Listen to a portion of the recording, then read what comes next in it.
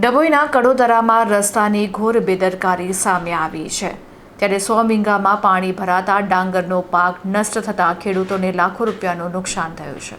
ડભોઈ તાલુકાના કડોદરા ગામના ખેડૂતો હાલ માર્ગ અને મકાન વિભાગના અધિકારીઓ તેમજ કોન્ટ્રાક્ટરની ગંભીર બેદરકારીનો ભોગ બન્યા છે। કડોદરાપુરાથી અબ્દુલ્લા ગામ તરફ જતો નવો રોડ બનાવતી વખતે યોગ્ય આયોજન વગર રોડની ઊંચાઈ વધારી દેવાઈ હતી, પરંતુ પાણીના નિકાલ માટે જરૂરી ગરનાળું મૂકવામાં આવ્યું ન હતું। આ અનગઢ વહીવટને કારણે કડોદરા ગામની આશરે 100 વીંગાથી વધુ ખેતીની જમીનમાં ચોમાસાના પાણી ફરી વળ્યા છે અને સમગ્ર સીમમાં જળબંબાકારની સ્થિતિ સર્જાઈ છે।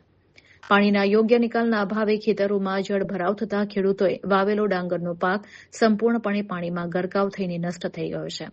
બિયારણ, ખાતર અને મજૂરી પાછળ કરેલો લાખો રૂપિયાનો ખર્ચ પાણીમાં જતા સ્થાનિક ધરતીપુત્રો ભારે આર્થિક સંકટમાં મુકાઈ ગયા છે।